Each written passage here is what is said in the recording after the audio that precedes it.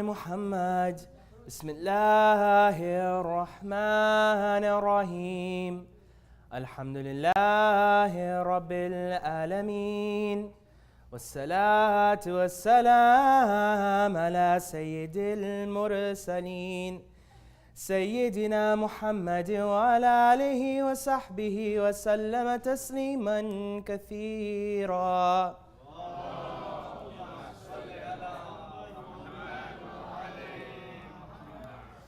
بسم الله الرحمن الرحيم رب اشرح لي صدري ويسر لي أمري واحلل عقدة من لساني يفقه قولي. السلام عليكم ورحمة الله وبركاته. The year is 1951, and Linda Brown is a third grader in Topeka, Kansas. Now, like every other third grader, Linda loves playing hopscotch on the playground. She goes and plays on the playground with her friends. And like any other third grader, her mom and dad look at her as if she is the world. But Linda's parents are concerned because she is different than her peers. And because of that, she has a different educational circumstance than any of her neighbors. Linda Brown is black. In 1951 in Topeka, Kansas, Linda Brown wasn't able to go to the same schools as her white neighbors. They were segregated in a completely different school. Even though there was a school that was right across the street from where she lived, she wasn't able to go. In 1951, Linda Brown and her parents ended up bringing a lawsuit against the Board of Education in Topeka, Kansas. And this became known as something called Brown versus Board of Education. Now, in the history of the United States of America, this was a landmark event because it was because of this lawsuit that reached the Supreme Court that black students and white students were integrated together in schools. But I'm not going to get too much into the details. I just want to share one part of it. Linda Brown's parents had to prove. They had to prove that because of discrimination, because of the challenging environment that their third grader was growing up in, Linda was inherently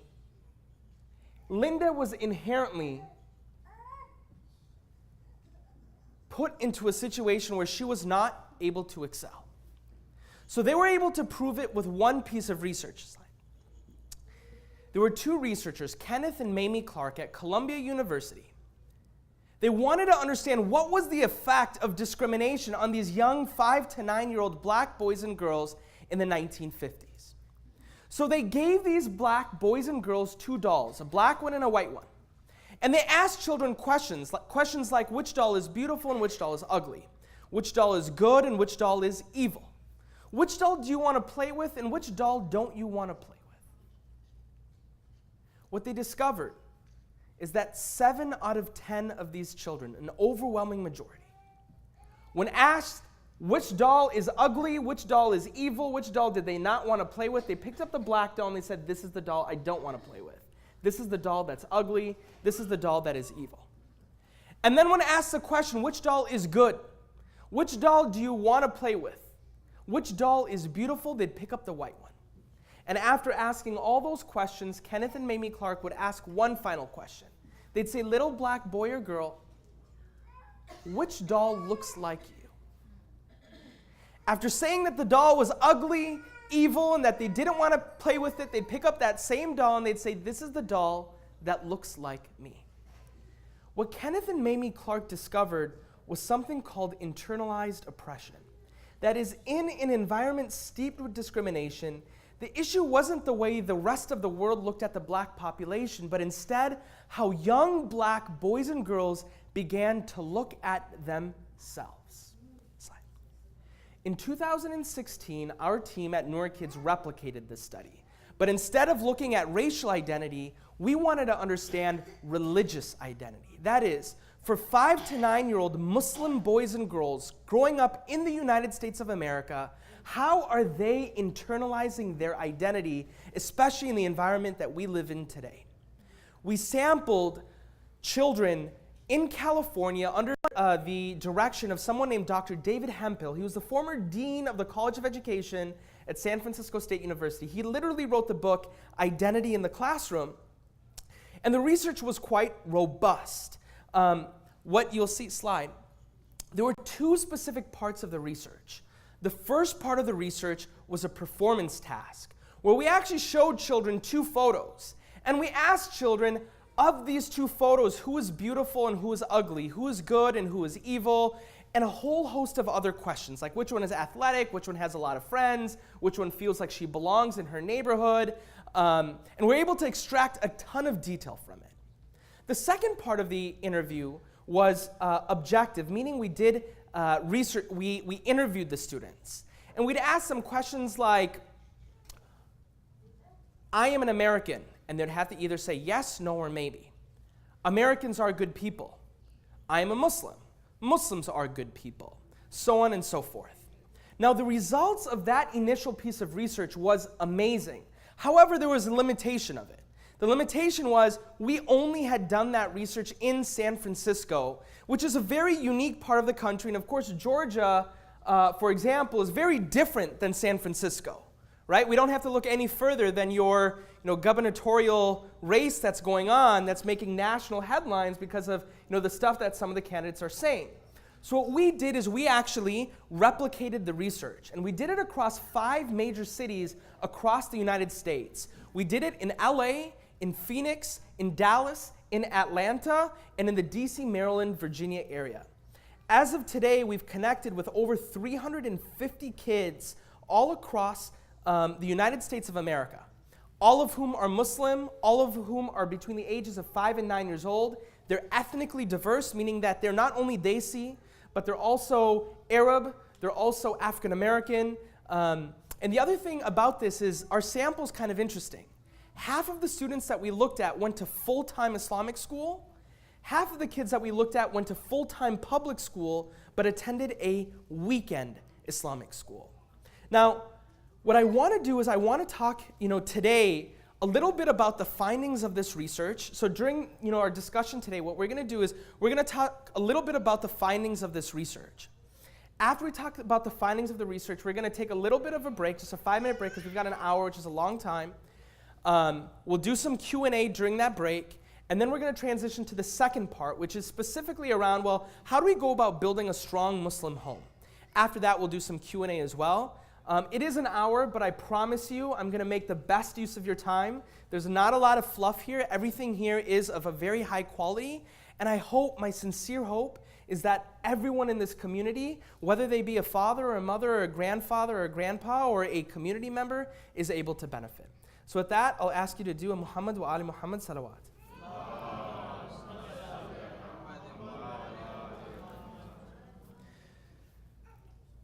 Among the highest level findings were 2 pieces. Objectively, 1 in 3 of these Muslim children that we talked to, 1 in 3, said that they do not want other children or any other people to know that they are a Muslim. Now again, remember, when I'm saying children, I mean 5 to 9-year-olds. The 5 to 9-year-olds responded, 1 in 3 of them said, I don't want other people to know that I am a Muslim. About 15%, so about 1 in 6 of the children actively said that I pretend not to be Muslim. Meaning, not only do I not want people to know that I'm Muslim, so much so that I'm actually pretending not to be Muslim. Slide. Amina, who's a 5-year-old, articulated this. She said, the kids in the public school, don't know that I'm a Muslim, and I don't want them to know. So this was one of the first realizations that we made of this is kind of internalized oppression. So when I told you that story of Linda Brown and those 2 dolls, right, and the fact that they felt like the black doll was not as good as the white doll, this points towards the fact that there is a level of internalized oppression that exists among our kids that are 5 to 9 years old in the United States of America today, right? So this is part of the challenge. The second is this finding. 1 in 2 Muslim children responded by saying that they do not know whether they can be both Muslim and American. So what that means is that 50% of these kids feel conflicted. They feel conflicted about, well, hold on, am I Muslim or am I American? Can I be both? I'm not sure if I can be both. I'm conflicted. I don't know if I can be both Muslim and I can be American. And Serena, on the next slide, articulates this. She says, some Americans, they don't like Muslims and they say, oh, you can't eat here and you can't do things because you're not American, you're a Muslim, you're a terrorist. They say that, maybe. Now, next slide. As I take a step back and I think about these findings, there's two key things that I want to share with you about these findings. So these findings exist. Okay, so what? What does this mean? The first thing relates to age. These are 5 to 9-year-old boys and girls growing up in the United States. The reason why that's important is, first, for many parents who have a 5 to 9-year-old child, they'll say, no, my kid doesn't know what's going on. I don't think that's affecting my kid. My kid, I don't think they understand. What this research is showing is that no, in fact, these kids, not only are they aware about the way Islam is portrayed, but they're actually internalizing the fact that people view it negatively, so much so that I don't want people to know that I'm a Muslim. Right? That 5-year-old, Amina, that 5-year-old said, the kids in the public school, don't know that I'm a Muslim, and I don't want them to know. Now, the reason why that's important is because childhood is defined as this period in time in which our brain is still developing. What we're not concerned about is an 8-year-old or a 9-year-old having an identity crisis and dyeing their hair blonde and going by Mo instead of Muhammad. I'm not worried about a 9-year-old and an 8-year-old doing that.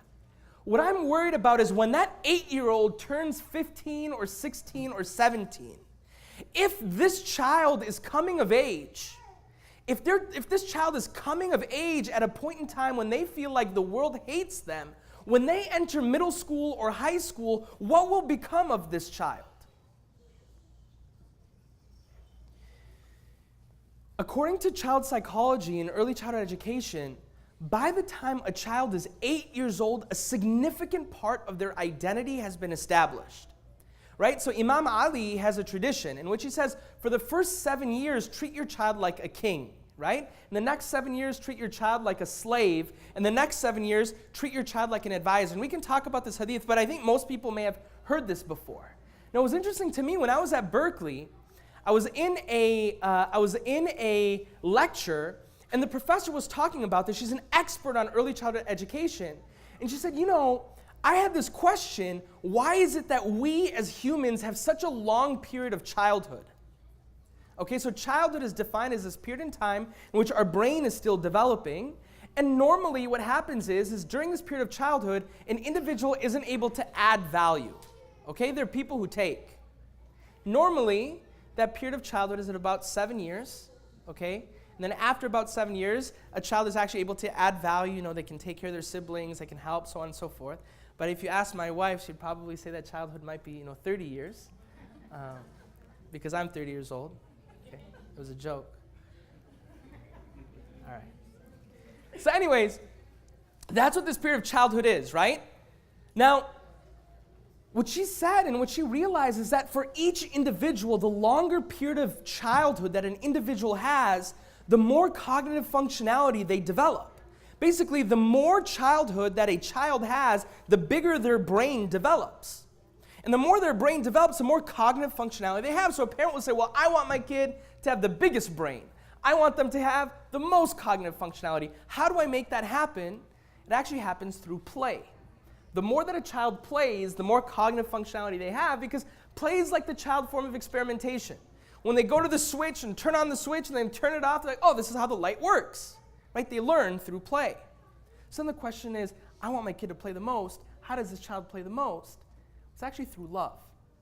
If a child feels like they are loved by their mom and dad, right? If they have that affection through kisses, through hugs, through warm embraces, through quality time, these feel like they are loved, and then they become confident, and then they can play. Because they play, they develop more cognitive capability, so on and so forth. But anyways, The only reason why I'm sharing this with you is because these first 7 years matter a great deal. It's kind of like the roots that we are establishing. If those roots are deep and if they are strong, then we're able to ensure that this tree that ends up growing also ends up growing in the right way and grows in the right place. And hopefully when that storm comes in middle school and in high school, this child will be able to weather that storm.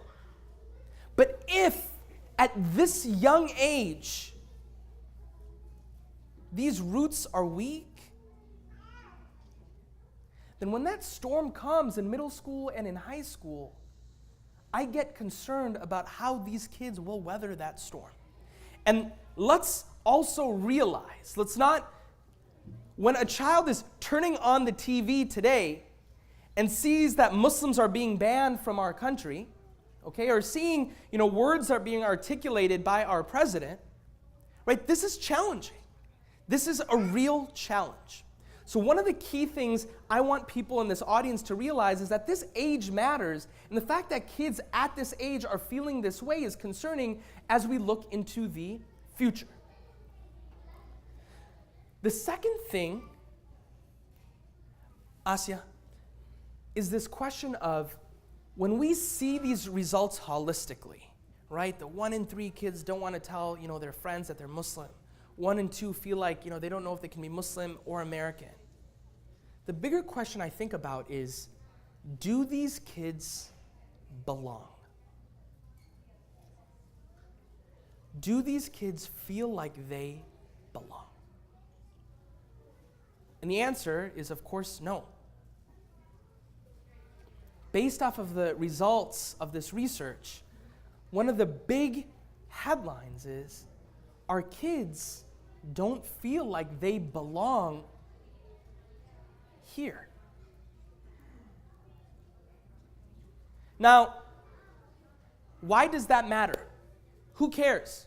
If a child doesn't feel like they belong, if they don't feel like they belong in America or among Americans, or if they don't feel like they're an American, who cares? Why does that matter? Does that even matter? I mean, is belonging like a touchy-feely kind of thing like love? Like, oh, okay, the kid doesn't feel like they belong, whatever. Belonging matters a great deal. I want to share with you 3 reasons why belonging matters. The first one is because of agency, okay?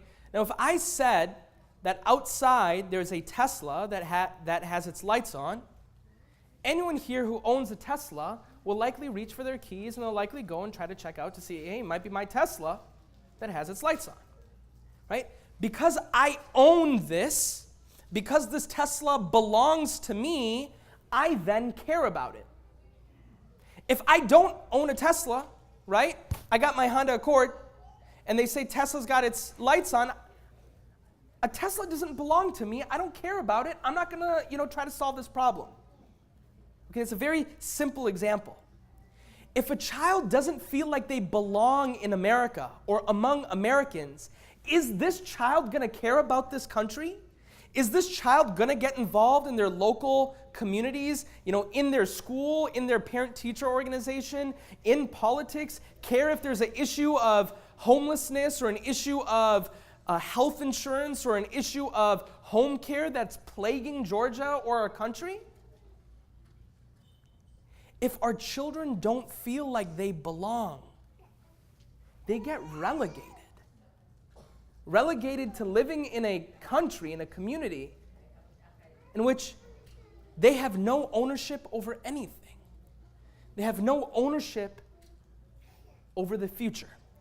So one of the reasons why belonging matters is because it's related to agency. Agency basically means that these kids, and again, not when they're 5, 6, 7, 8, and 9, it's when they're 14, 15, 16, right, and older, that they feel ownership over their surroundings, all right? The second reason why belonging matters is because according to research, there's 2 extreme responses when an individual doesn't feel like they belong.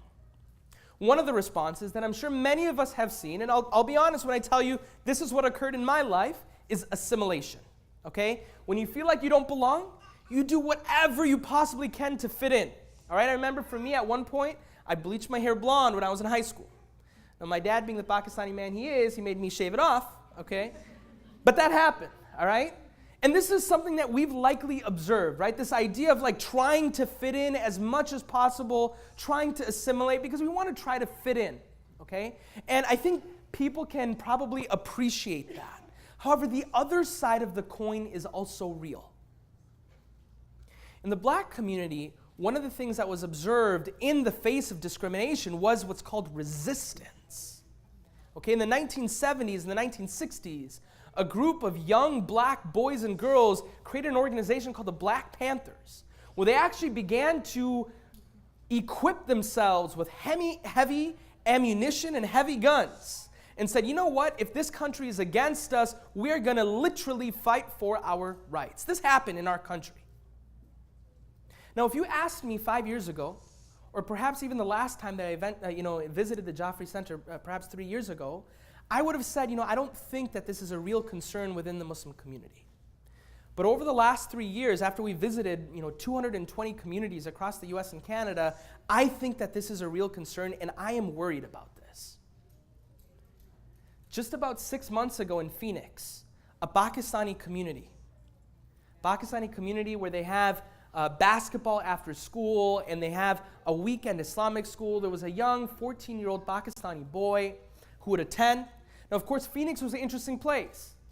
In Phoenix, at one point in time, there was a bunch of armed protesters, armed white militias, who ended up surrounding a masjid, okay? And this is actually kind of here's the funny part of the story.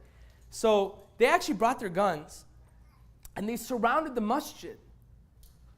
But no one showed up because they surrounded the masjid on a Sunday. They didn't know that Muslims don't go to, they thought they were like Christians. Christians go to church on Sundays, right?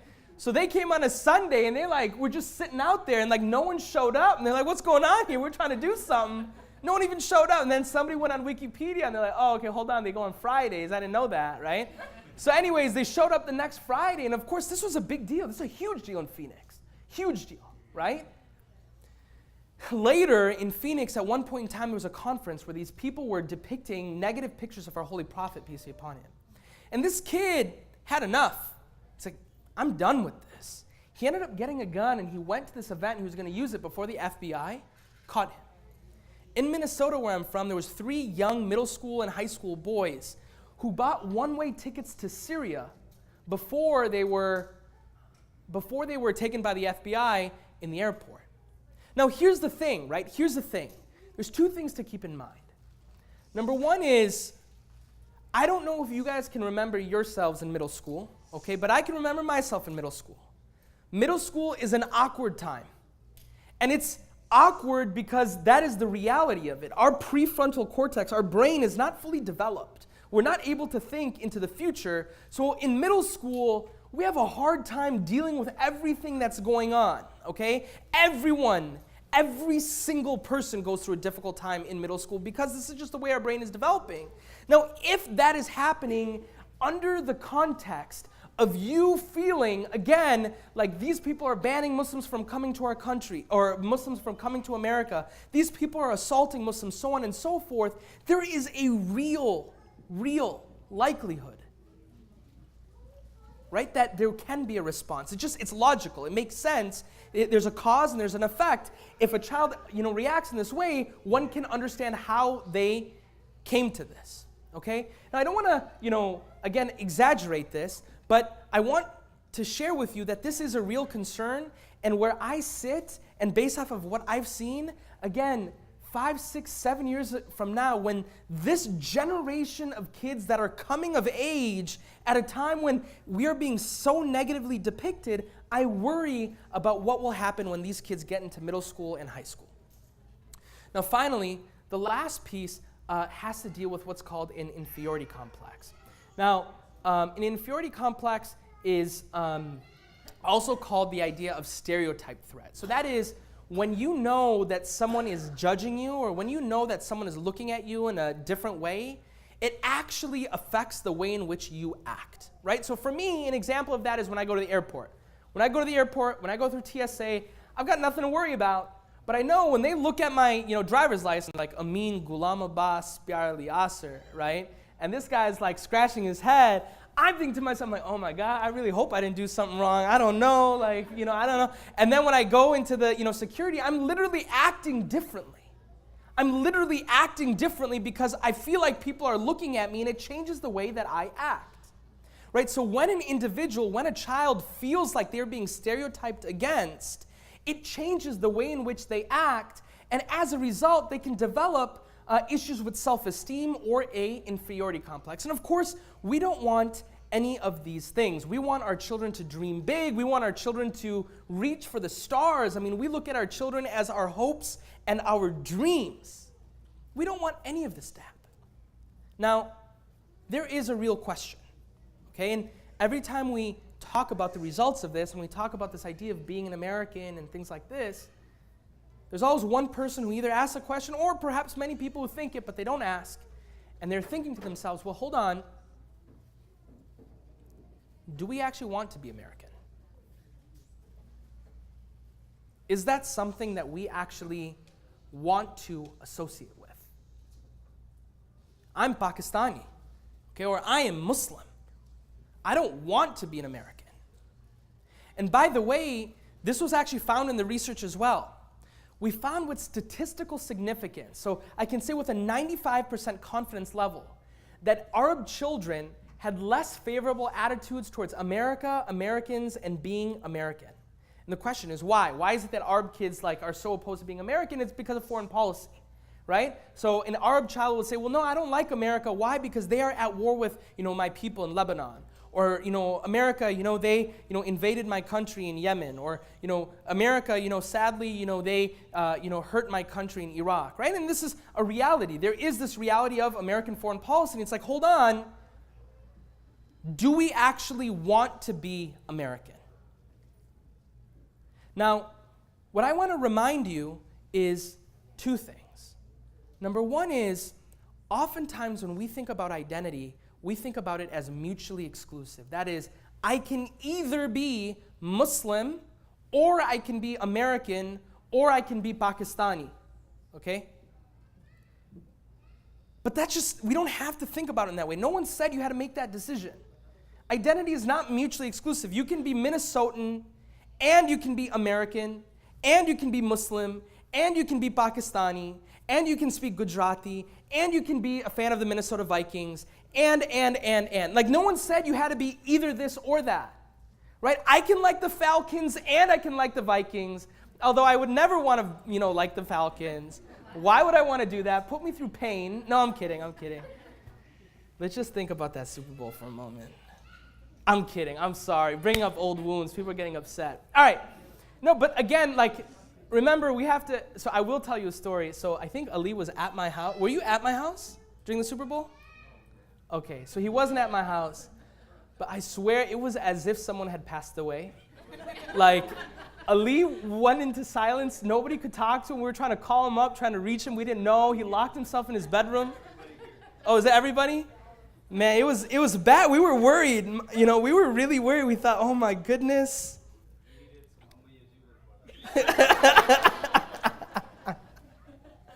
Inshallah, we'll see what happens. All right, so one of the key things, right? Remember, when we have this conversation about Americans, right, or being American, we have to remember that we don't have to feel like I can either only be this or I can be this. No, we can be both. No one said we had to choose. And then number two is, what I am suggesting is that we feel like we belong as Americans. What does that mean to belong? Feeling like you belong simply means that you feel as though you are part of this community. This community belongs to you. Belonging as an American doesn't mean that you co-sign everything that Donald Trump is doing. No. Because you're an American, that doesn't mean that you agree with drone strikes in Pakistan, for example. No. You can be American and not agree with any of these things. No one is saying that we have to agree with these things. So again, as we think about this idea of being an American, it is not saying I'm being American at the expense of anything else. No, this is in addition to, right? We should add it to our itinerary of identities. Now, one of the questions is, how do we solve this problem? What is it that we can do? okay? And there are a bunch of things. And the last time I came here, I talked about some of these things. I talked about role models. I talked about critical thinking. I talked about some of these things. But in the research, there was one finding that we made with statistical significance that we believe is the key to all of this, all right? We found in the research that children whose mother wear hijab demonstrated more confidence in their Muslim identity than those whose mothers do not wear hijab. Children whose mother wears hijab demonstrated more confidence in their Muslim identity than those whose mother do not wear hijab. So what am I saying here? Okay? Now, of course, every time I put up this slide, like half the group is like, yeah, and then half the group is like, take this guy off the stage. Who is this guy? He doesn't know what he's talking about. Get out of here. Here's the thing, right? Does this mean that, hey, if women wear hijab, this is going to solve all of our problems? No. What this is showing is something very interesting. Okay, because by the way, when we do our research, we can't ask 1,000 questions. We can only ask a couple of questions. What this is showing is that a parent's decision, okay, a mom or dad wearing hijab has nothing to do with the child. Is the child wearing hijab? No. The child isn't changing anything. It's a mom or dad's decision having absolutely nothing to do with the child. That parent's decision is linked to how a child feels about himself or herself. Hijab is just one decision. Think about the thousands of decisions that parents make every single day. As a family, do we perform salah? That's a decision that we make. And if we do perform salah, do we perform it in congregation? Do we do jama'ah at home? Because that's a decision. Do we ever read Quran like mom and dad at home? Okay. Do we, mom and dad, have a relationship with the masjid? Do we, mom and dad, volunteer our time? Do we, mom and dad, volunteer on the PTO of our school? Do we, mom and dad, vote in our elections? Do we, mom and dad, get engaged in our communities? What this finding has nothing to do with hijab. It has everything to do with parents. That is, each and every single decision that parents make, right? Parents play a critical role in how their children feel about himself or herself. Let me give you an example, okay? Now, when I was a kid, our preferred method of transportation when we went to, holidays was via road trip, okay? We had 3 kids, okay? And my parents, again, were Pakistani. And so what that would mean is 5, flight tickets. So, of course, instead, we would just hop into a van and we would drive. That's what we would do, okay? And perhaps that's something you guys can relate to as well. Now, remember, when we would go on our road trips and when we would start to drive, every time we went to a rest stop and it was time to perform salah, okay?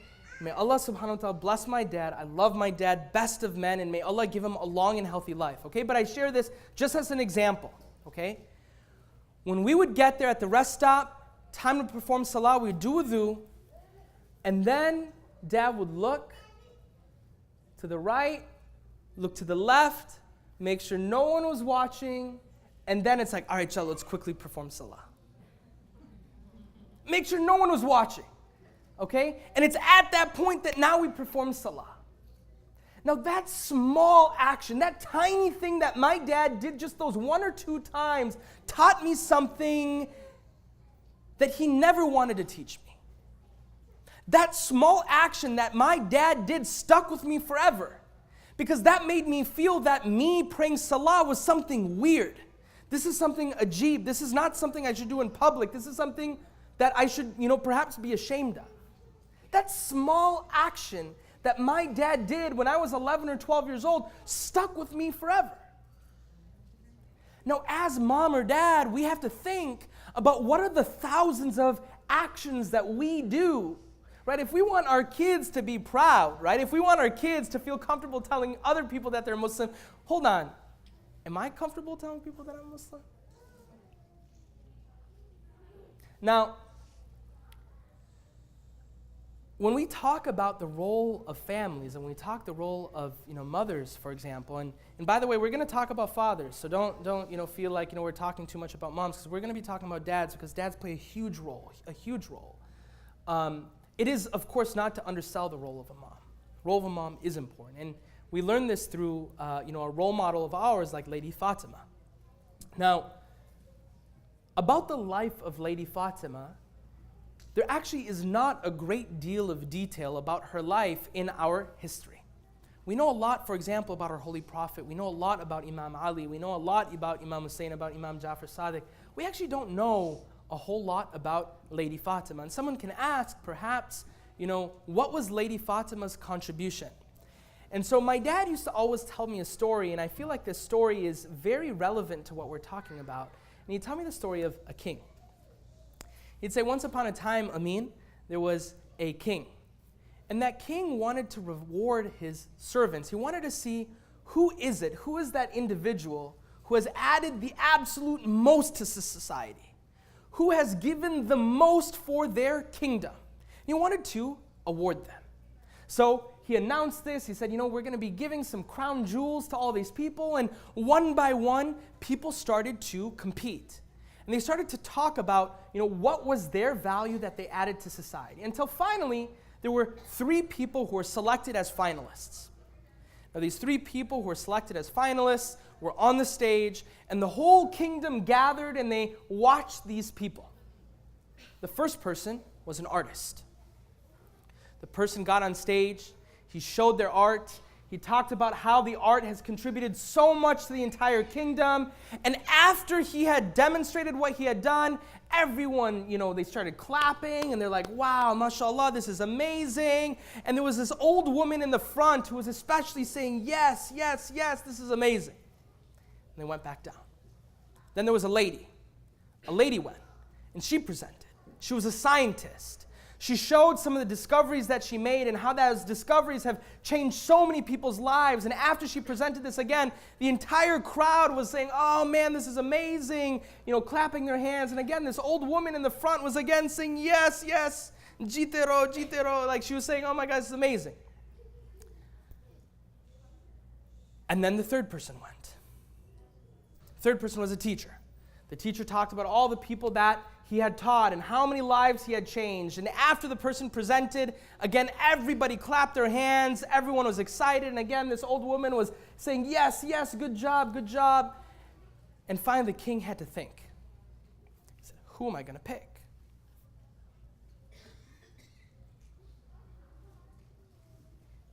He was dumbfounded. He didn't know who he was going to pick. So he thought to himself, let me ask that woman.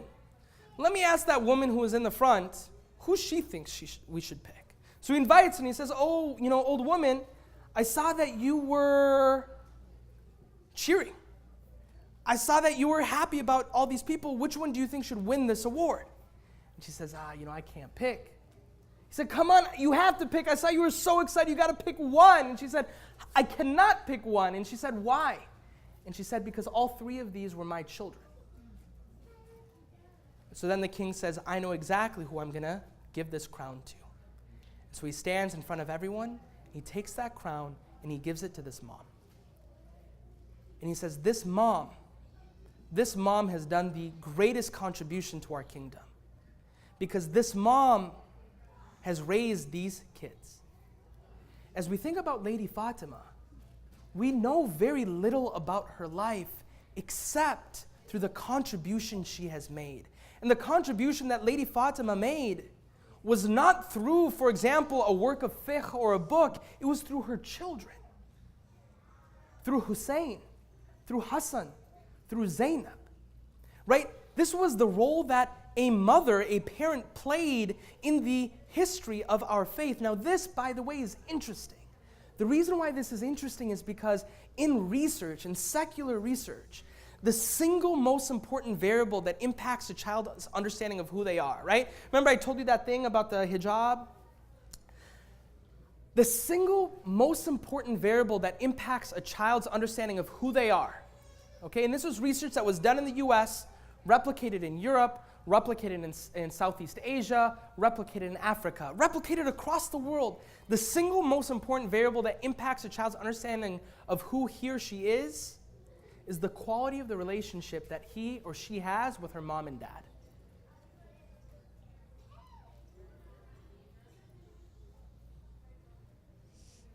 Muslims are going through a challenging time in the United States of America. We talked about this issue of belonging. But I believe, just like every other community that has faced challenges, whether it be the Jewish community or the black community or the Latino community, we will get through this. But my theory is that this change starts at home. إن الله وملائكته يصلون على النبي يا أيها الذين آمنوا صلوا عليه وسلموا تسليما.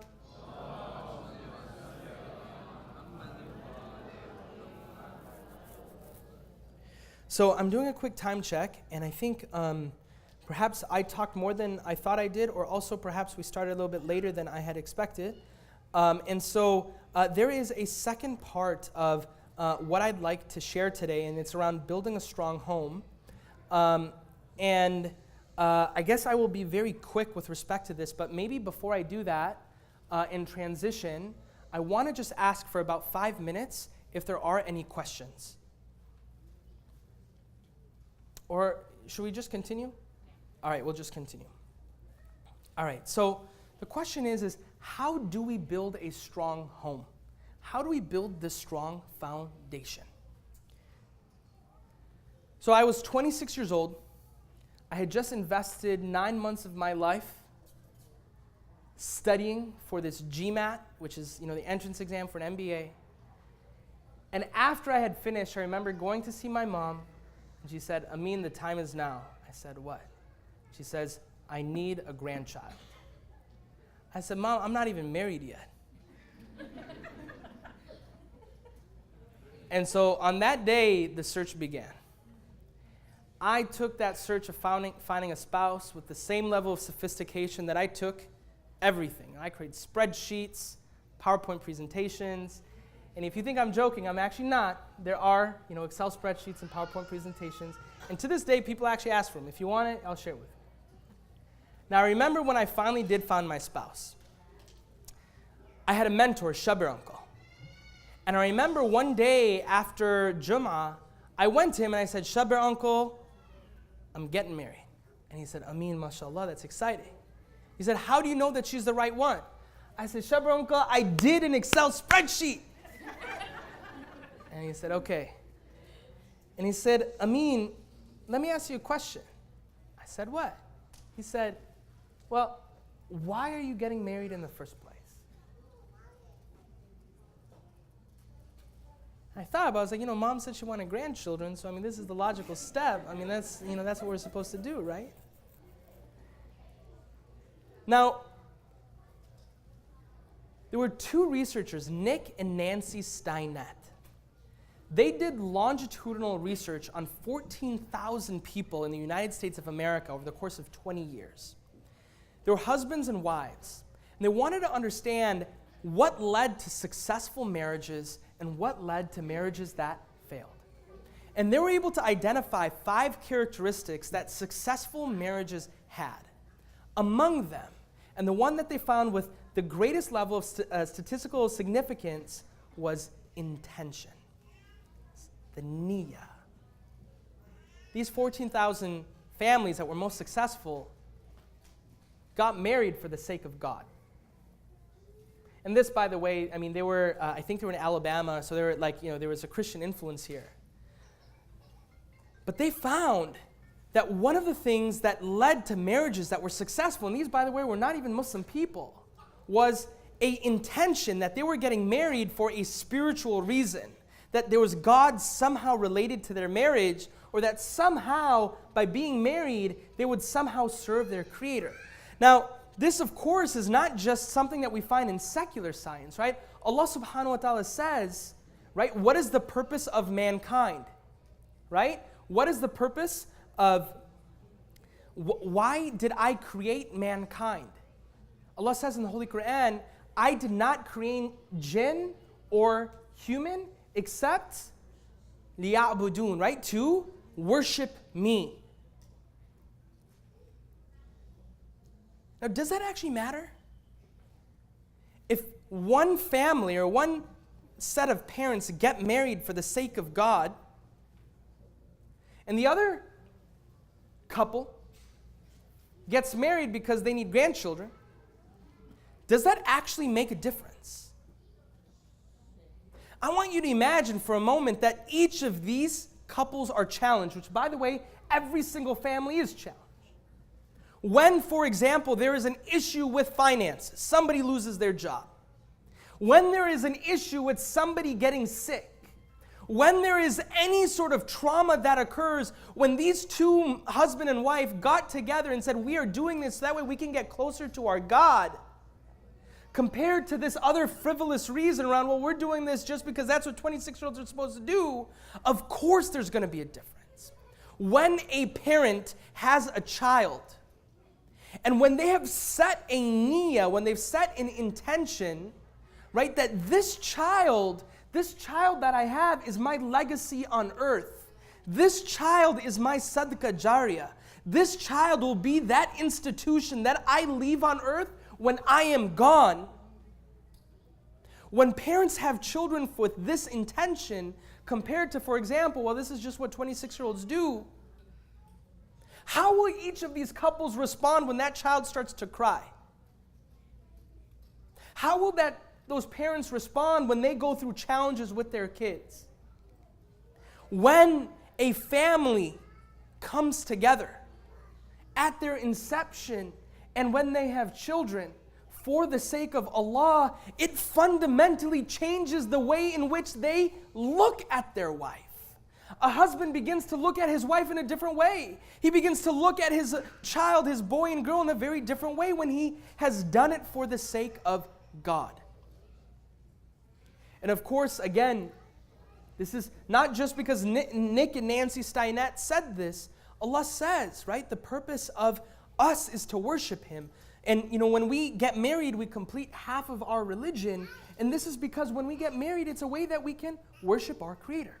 So how do we specifically do this, right? How do we operationalize this? How do we kind of remember this, right? One of the ways that we remember this is actually through dua.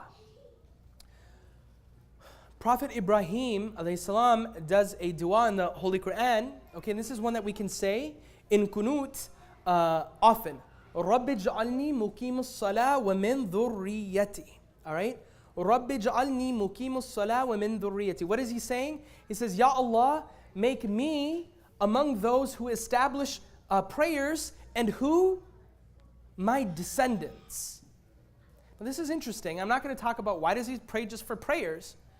But he doesn't say, Ya Allah, make me and my kids establish prayer. He doesn't say, oh, Ya Allah, make me and, Ishaq and Ismail, my kids. No, he says, my descendants. I mean, he is thinking legacy. He is thinking, I'm not just thinking about Ismail and Ishaq. I am thinking about Isa. I am thinking about Musa. I am thinking about Noor. I am thinking about Muhammad, right? This is his legacy. He's thinking about the generations to come. And so anyways, we have an opportunity when we pray, right? رَبِّ اجْعَلْنِي مُقِيمُ الصَّلَاةِ وَمِنْ ذُرِّيَّتِي. Every time we say it, we'll remember that these kids of mine are not just, this is my legacy on earth, right? We can make dua, and of course, even if we don't want to say this in Arabic, in our own dua, we can say, Ya Allah, help me, help my kids, help my descendants, right? So we can remember this idea in our daily lives, and of course, ask Allah. The second thing is congregational prayers as a family. Did you know that we can do Salat al-Jama'ah at home? Yes, we can, right?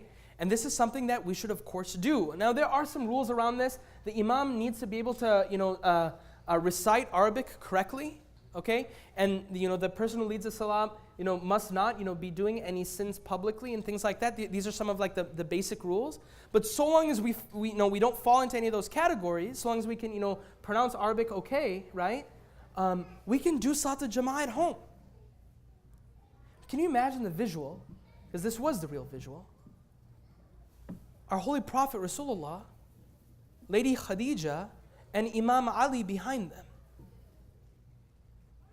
Actually, perhaps Imam Ali was next to the Prophet and Lady Khadija was behind them. Praying next to the Kaaba. The first people who prayed. Right? As a family. As a family. This is something that we can do very easily today. And then finally, one of the other things that we're encouraged to do, within the realm of secular research is to actually, as a family, create, 3, 5, and 10-year plans, right? So anyone who, has a job, right, whether that be owning your own business or working somewhere, every year you have to put together your objectives. That is, what is my plan for the year? And during that time, you put a perspective of, hey, hold on, what is my trajectory? What do I want to do 5 years from now? We do this in our jobs. And our jobs, are important, but we don't live for work, okay? We work to live. And if we put such importance into thinking about our jobs, an astute family will come together to say, hold on, as a family, husband and wife, what are our objectives for the year? What do we want to accomplish this year? And by the way, this is a really great thing to do individually as a husband and a wife. And why is that? Because a husband can say, hey, look, these are some of the things that I really value. A wife can say, these are some of the things that I really value. Engage in conversation, and now husband can try to support wife. Maybe wife, wanted to go to graduate school or do, something else. Or maybe husband wanted to, create a new business, and, maybe there'll be some, challenges as a result of it. But anyways, through having these conversations, through having this dialogue, this can occur. So the first thing that I talked about was niyyah, right? Intention. How do we operationalize this? One of the ways is through dua. One of the ways is through prayer. One of the ways is through creating a mission and a vision. All right? Now, the second thing I wanted to talk about was related to affection. Now, earlier during this presentation, I told you about this research that this professor at Berkeley did, right, around this idea of the first 7 years mattering a lot.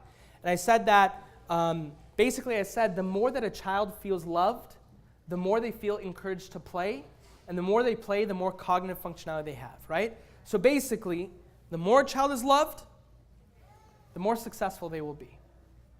So the question is, how can we show love and affection to our family members, right? That being our children, but also, of course, our spouse.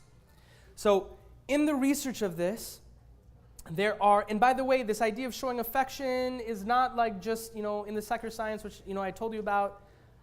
Our Holy Prophet, peace be upon him, loved his kids.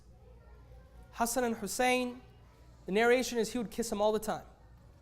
When he would be on the pulpit, or when he'd perform salah, there'd be times when Hussein or Hassan would come behind him and he wouldn't want to get up because he didn't want to hurt the kid. They'd say, did you receive revelation? Why were you in sajda for so long? He's like, no, my grandson was behind me. I didn't want to hurt him, right? And we'll talk about this, a little bit more in detail. But in general, and I'm just going to be really quick because we just don't have that much time. There are these 5 love languages. And the way that these love languages work is that people love to be loved in every single way, but generally speaking, people have one dominant love language, okay? The 5 love languages are quality time. Okay, that's spending time. The second is what's called words of affirmation. So that's saying, you know what, you did such a good job, or you know what, you look so good, something like that. The third is what's called acts of service. Okay, that's like, my dad going to give my car an oil change, or that is perhaps, my wife cooking for me or serving me with water, or, me, doing something like this, an act of service. Number 4 is what's called gift giving, and gift giving may not have anything to do with money, right? It's just this idea of, you know what, I know how much you love the Atlanta Braves, and I remember how much you used to love Jason Justice, and I saw this, little jersey, so I wanted to give it to you because I know you love it, okay? So it's just a gift that shows that you actually put thought and care. The final piece is called physical touch. And this has nothing to do with anything, romantic. It's just the idea of, holding hands or hugging or any of these types of things. Now, here's the reason why this is interesting. People love the way they want to receive love. So my father, like I mentioned, is an acts of service guy. My dad shows appreciation for me through giving my car an oil change. He'll rotate my car's tires. And that's how he shows me that he loves me. But I am a words of affirmation guy. So what that means is that I show my dad love by giving him compliments. I say, Dad, man, you're losing so much weight. You look so good. Dad, man, mashallah, you've done such a good job. Okay. All right, sounds good. So the moral of the story with respect to this affection piece is that people want to be loved the way that they show love. Okay? So what that means is if my wife likes quality time, but if I'm giving words of affirmation, she may not actually see that I love her. Okay? If my wife likes quality time, in order for her to know that I appreciate her, I actually have to give her quality time. Similarly, if I'm a words of affirmation guy, and my wife wants to express her love to me, and she does it through quality time, I don't feel the love. I feel love when she gives me compliments and says, Amin, you did a good job. Amin, you look good. Amin, nice haircut, you know? So anyways, this is something that we should be thoughtful about because this is actually a really big deal. This is one of the biggest reasons why relationships run into issues because people love each other, but they're just not speaking the same language. And because they're not speaking the same language, it creates difficulty. I'm going to mention just one more thing before we go to Q&A because of time. Okay? I'm going to spend one moment to talk about quality time. In our tradition, and actually it's not just a Shia tradition, it's a Sunni tradition as well. Hadith al-Qissa is recognized by all Muslims. What was the story? The story was the Holy Prophet was sick. He was not feeling well. Okay? He was tired. So he goes to the house of Lady Fatima. He goes to the house of Lady Fatima. He goes to sleep and they give him a Yemeni cloak, like a Yemeni blanket. Sick, tired, sleeping. What happens in Hadith al-Qissa? First, Hassan comes home. Hassan says, where's Grandpa? Grandpa's here? Oh my goodness, Grandpa's here. I want to go sleep with Grandpa. Mom, can I go sleep with Grandpa? He goes and asks permission. Now, bear in mind, Rasulullah is sick. He's literally sick. Hadith al-Qissa says that he's sick. He's not feeling well. Imam Hassan comes. He says, Mom, can I go sleep with him? He says, yeah. He knocks on the door, comes in. He says, Grandfather, can I sleep with you? He says, sure, come in. It doesn't stop. Hussein comes.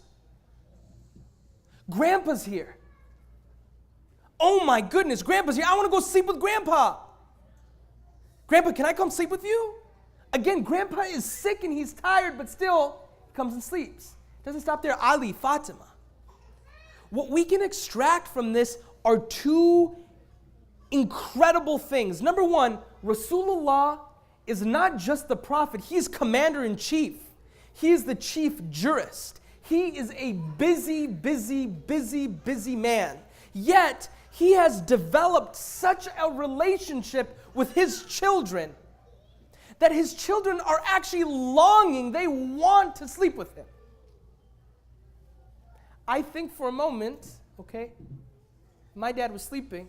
If I knew he was sick and tired, it'd be like, chup chop, don't say a word, don't wake him up, okay? I wouldn't want to sleep in the bed. I'd say, no, let me go downstairs, right? So number one, we know that Rasulullah was such, he invested into such a relationship with these kids that they wanted to be with they loved him, okay? The only way something like this could have occurred is through quality time. What this tells us, especially a message to us men and us fathers, right? That if Rasulullah was busy, we weren't as busy as him, right? We can spend time with our kids such that we can create this relationship, help create this love with our kids, this affection with them. Does that make sense? All right. So, إن الله وملائكته يصلون على النبي يا أيها الذين آمنوا صلوا عليه وسلموا تسليما. You can go sit down. So we have about 5 minutes, and they've asked me to end so we can do some Q&A. And I know that there are some note cards here, but unfortunately we just don't have a whole lot of time, so I don't know if we want to do the note cards or if people feel the courage to ask a question, please do, such that we can all benefit from it. Yes?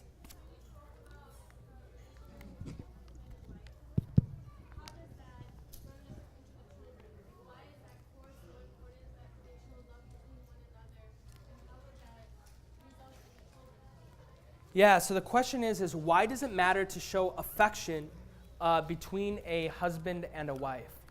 And affection between a husband and a wife is important for a number of reasons, okay?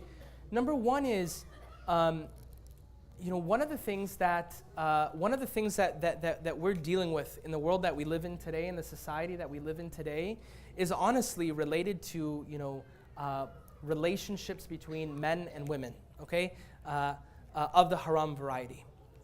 And when a husband and a wife are able to role model a successful relationship to their kids, most importantly, what it does is it showcases that, this is what a halal relationship between a husband and a wife looks like. And by the way, this relationship is a good thing. It's an amazing thing. It's one that's happy and full of excitement and full of, goodness. And so, it helps kind of counter any of the negativity that occurs. The second thing is that it actually helps with their mental health. So if a child is, if a child, for example, is exposed to negativity, okay? So for example, if every time I came to Atlanta, I always ate at a restaurant that was a bad restaurant, I'd start to have a negative association with Atlanta. I'd be like, man, the food there is just bad. I just don't like it. But if, for example, every time I come to Atlanta, I get to stay at my sister's house and I get amazing food, I'm like, man, I love Atlanta. The food's amazing, okay? Because I love food, all right? So similarly, if, for example, every time our children, for example, interact with their parents and it's a negative one or one that is, full of animosity, then that begins to affect their mental health in terms of associating negativity with family. Whereas if they have positive experiences, it begins to associate, positive feelings with family. Did you listen to your mom and tell you the grandkids? Did I listen to my mom? Unfortunately, yeah, my mom was not alive when we had grandkids. So I didn't have them right away. We waited, and alhamdulillah, Allah has blessed us with a young baby, Kothar, and we're really, alhamdulillah, blessed to have a child. I have a question. Yeah. So you were talking about identity crisis. So how would you help a parent deal with identity crisis at a more local level? Let's say masjid level. There's a Yeah. of belonging and Yeah, so that's a great question. So the question was, how can, what can we do at a masjid level in order to help build, congruency between identity? There's actually a bunch of things we can do, right? So one of the things is realize that, this center, okay, for our kids, when they come here, this is what they understand Islam to be. So say, for example, what if, right, we are in, Gwinnett County? DeKalb County. So what if we have the mayor of DeKalb County come and speak to the community? What if we, invite an elected official to come and just, talk about the importance that Muslims have in America? Right? That kind of an activity that we do actually does a lot because it helps our kids feel like, hold on, we're at the masjid, but this is actually a safe space. Similarly, if we do other things, like if we have an American flag somewhere on the premises, right? Where our kids, when they come here, are like, look, they're not two different worlds. It's not like I'm Muslim when I come to mosque and I'm American when I leave mosque. No, they're completely interrelated. And also, things like service learning. Service learning is a big deal. So if, for example, we do programs where, in Chicago, on December 25th, Muslims are twiddling their thumbs, right? Everyone else is celebrating Christmas, but, the policemen and women and the firemen and women are still working. So what they do is they make cookies, and they deliver it to their local policemen and their local firemen, and they say, I just want to appreciate the work that you're doing. Again, if you're a 7, 8-year-old child doing this as a part of your mosque, it helps kind of establish that, look, we are Muslim, We're not giving up anything about being Muslim. We're, unapologetically Muslim, but we're absolutely involved in the setting within which we live. These are some of the kind of structural things that as a community we can think about in order to cultivate this feeling of belonging.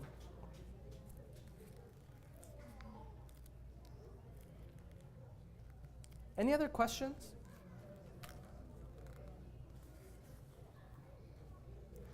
Well, so we're going to transition to a children's program.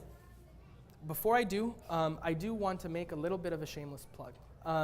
The sister had mentioned it before about Noor Kids. So the organization that I represent is called Noor Kids. Noor Kids is an organization that we started at Harvard University about 6 years ago.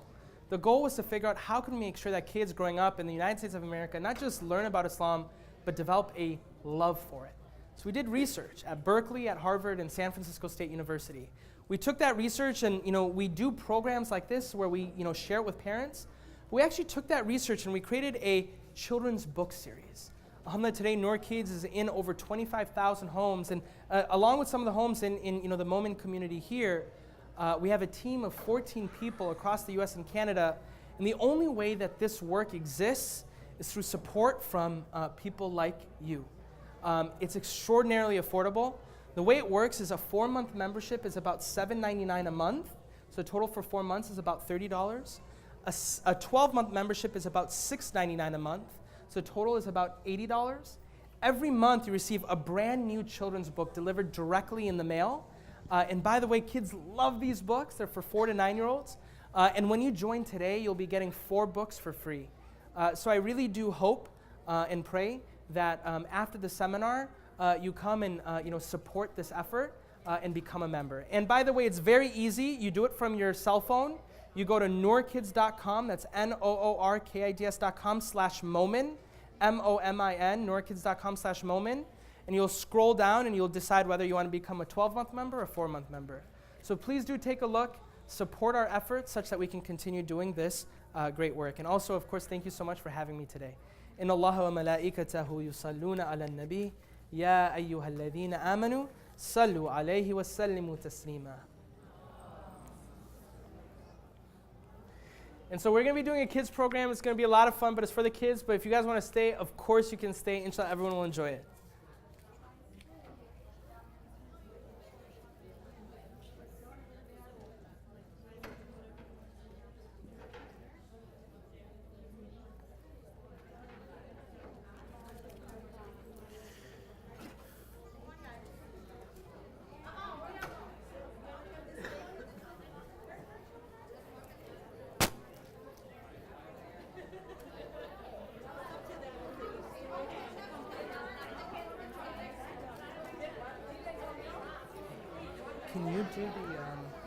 Can you do the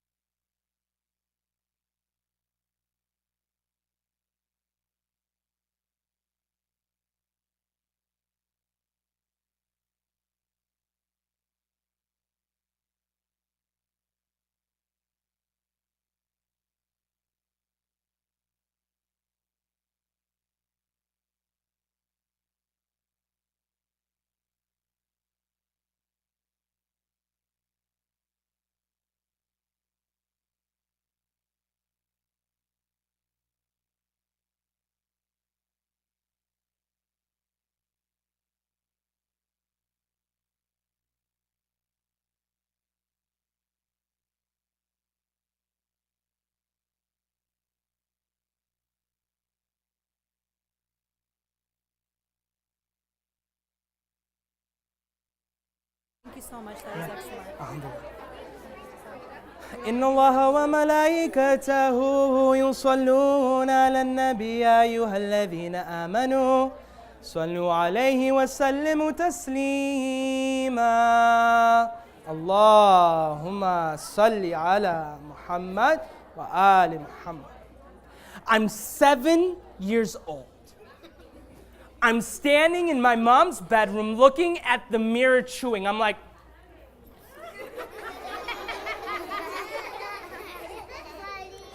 it's the yummiest, it's the juiciest, it's the sweetest, most mouth-wateringest chewing gum I had tried in my entire life.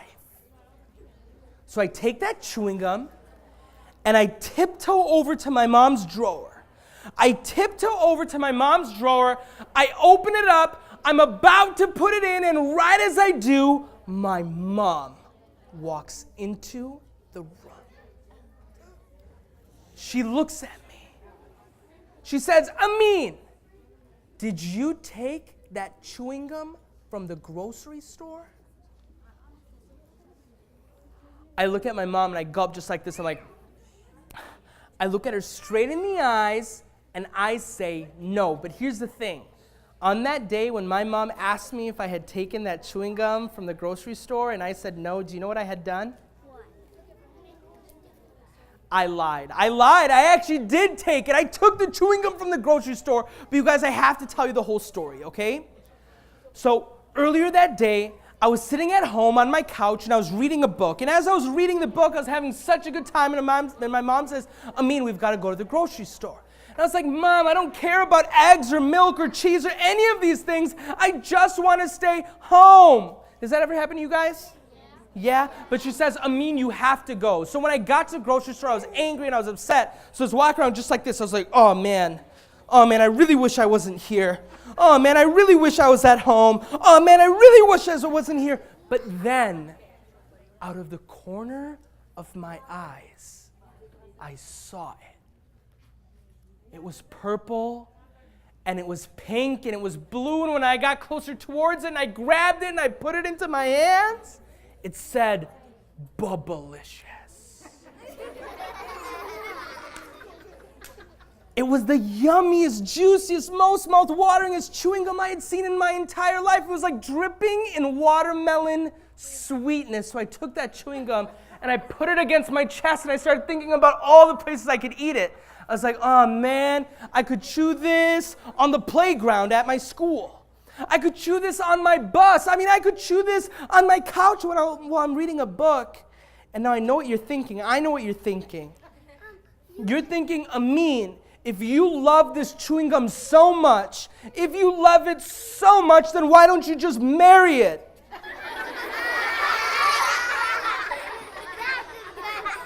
No, you guys, that's silly. Everyone knows you can't marry chewing gum, and I was only 7 years old. So anyways, back to the story. So I take that chewing gum, and I put it in my hands, and my mom comes. She says, Amin, what do you got? I'm like, Mommy, this is Bubblicious. It's dripping in watermelon sweetness. Mommy, I need it. I want it. Before I could even finish, my mom says, N-O, no. Do your parents ever say that to you? Yeah. My mom said, Amin, we have so many chewing gums.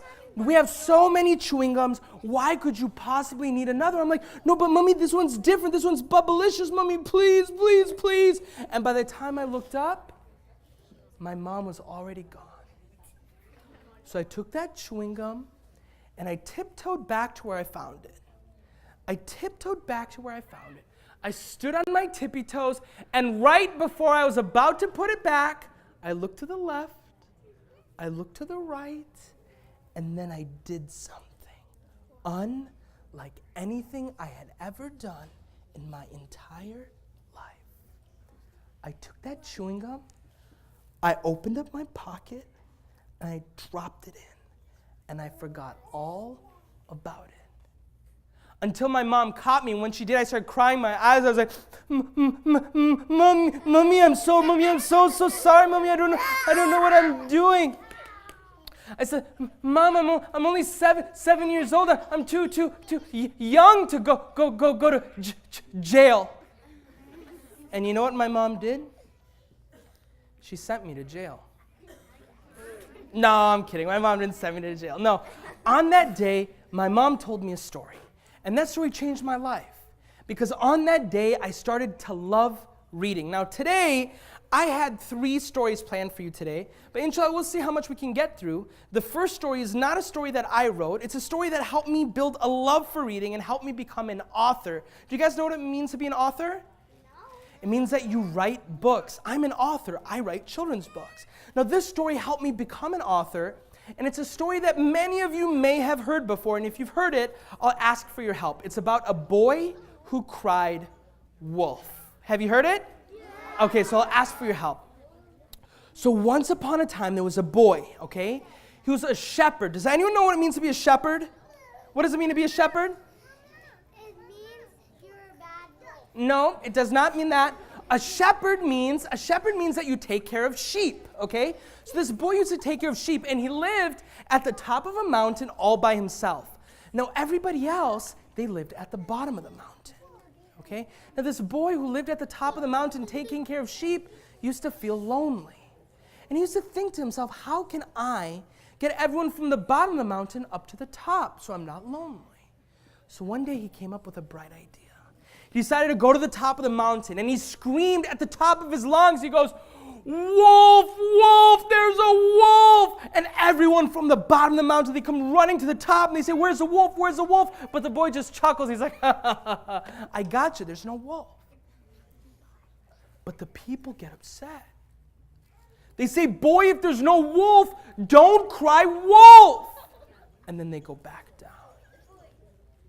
Well, the day goes on, and the little boy at the top of the mountain begins to feel alone again.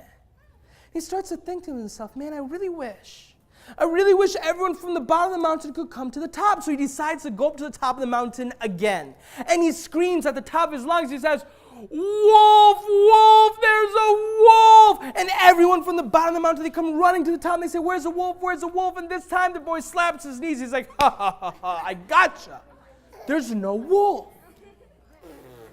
But the people get upset. They say, boy, if there's no wolf, don't cry wolf! And they go back down. Now it's nighttime.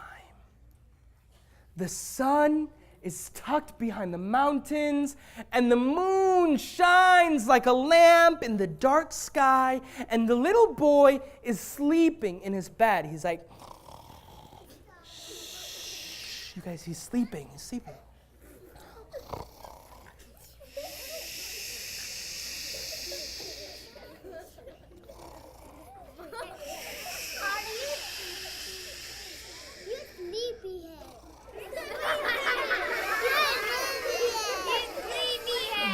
You guys, he's trying to sleep. You can't wake him up. Okay? Let him sleep. He's like, shh. But then he hears something.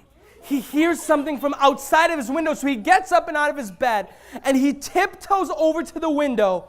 When he gets to the window, he stands on his tippy toes, and he opens up the blinds, and there's a wolf. The boy goes to the top of the mountain, and he screams at the top of his lungs. He goes, wolf, wolf, there's a wolf! And everyone from the bottom of the mountain stays there. The boy looks on. He sees that one by one, each and every single sheep has been taken by the wolves. The boy says, I've got to do something. So he goes to the top of the mountain again, and he screams at the top of his lungs. He goes, wolf, wolf, there's a wolf! And everyone from the bottom of the mountain stays there. By the end of the night, each and every single sheep has been taken by the wolves. The next morning, an old man comes, and he comes to the top of the mountain, and he sees the boy, and this time the boy isn't laughing. This time the boy isn't giggling. No, this time the boy's crying. He's like, last night there was a wolf that came in, and the wolf took all of the sheep. Because that's what you guys sound like when you talk and cry at the same time, right? Yeah. All right, anyways, so the poor boy is crying, and the old man comes, and he puts his arm around the boy, and he says, boy, I'm going to help you find your sheep, but I want you to learn a very important lesson. And the boy says, what's that? And the old man looks at him. He says, nobody believes a liar, even when he tells the truth. And then My mom closes the story and she looks at me and she says, Amin, do you get it? And I said, yeah, Mom, I get it. And she says, what do you get? And I said, nobody believes a liar, even when he tells the truth. Now that day I made a terrible mistake. I did something that I never should have done and I got in trouble for it. I got grounded. Does anyone know what it means to be grounded? Yes. Being grounded means you can't even leave the house. I got grounded for so long. In fact, I'm still grounded today. No, I'm kidding. I'm not grounded anymore. No. I made a terrible mistake, but I learned my lesson through reading. Now, who here loves to read? Okay? Now, here's the thing. I love to read too. I love to read because it gives you empathy. You guys say it after me. Empathy. One more time. Empathy. One last time. Empathy. Empathy means when you stand in someone else's shoes. Yeah, when you read, it's like you're standing in someone else's shoes, looking at the world from the way that they are looking at the world. Okay, like when I told you that story of the boy who cried wolf, it's like we were standing in his shoes looking at the world from where he was looking at the world, and that's one of the reasons why I love to read. But you know why else I love to read? Have any of you guys ever read the Quran? Does anyone know what the first words that Allah subhanahu wa ta'ala ever revealed in the Holy Quran ever was? Does anyone know what the first words ever revealed in the Holy Quran was? Read, Iqra. The first thing that Allah subhanahu wa ta'ala tells us in the Holy Quran is to read. Read in the name of your Lord. Now these days, I don't just like to read books, I write books too. Have any of you guys ever heard of Noor Kids? You have? Alhamdulillah. So I am the author of Noor Kids.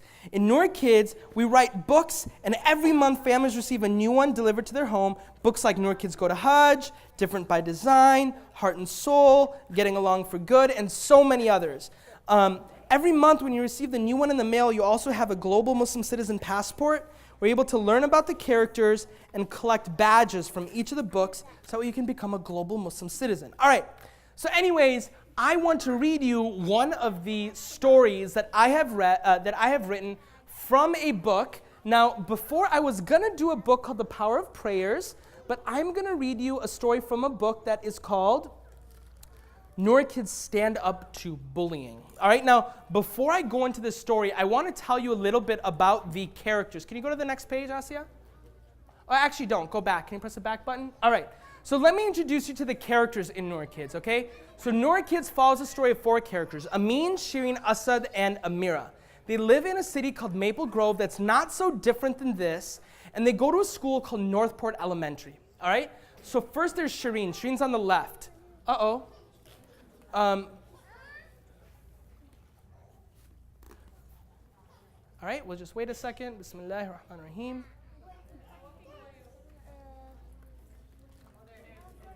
Okay, hold on.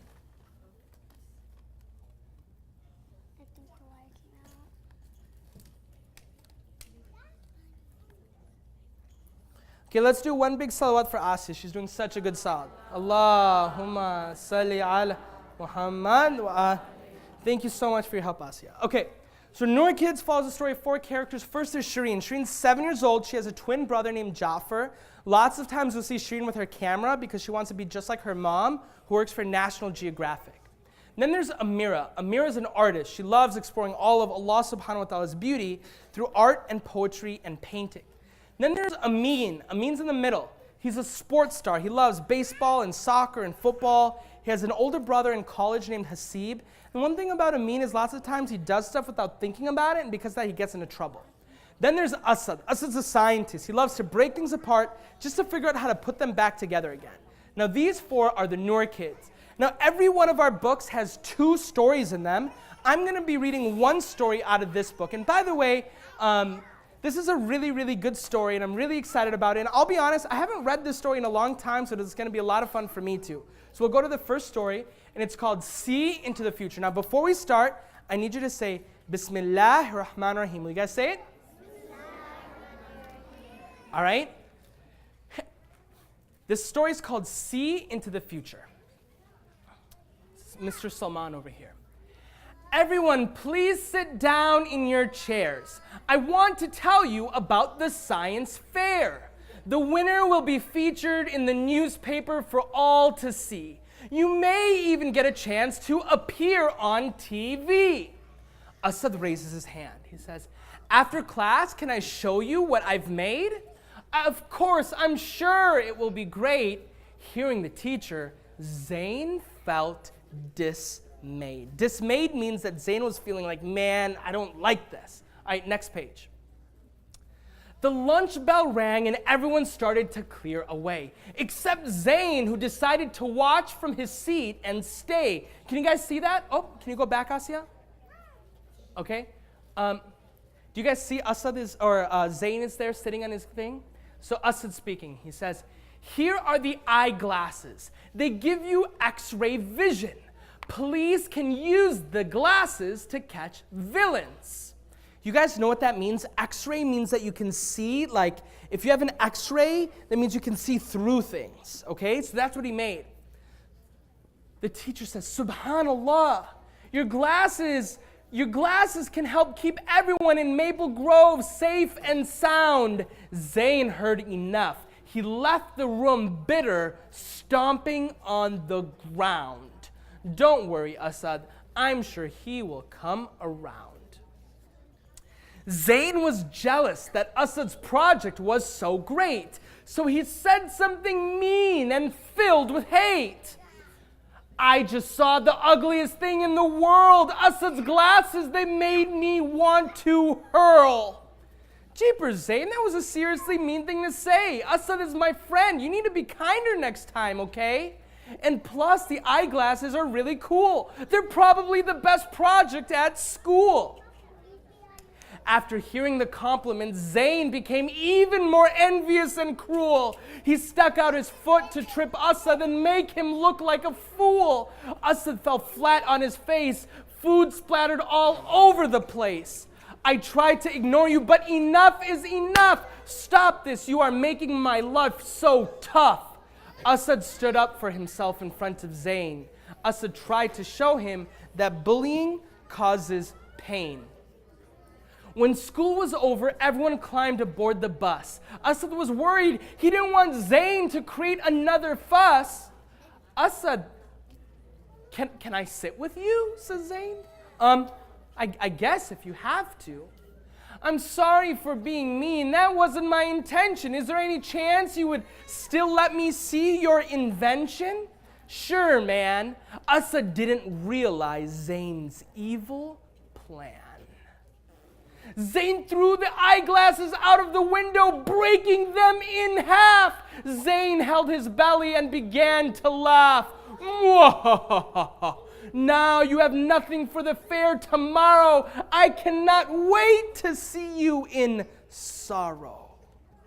Okay, you guys, before we go on, we've got a couple of questions, all right? Why is Zayn bullying Asad? Why is Zayn bullying Asad?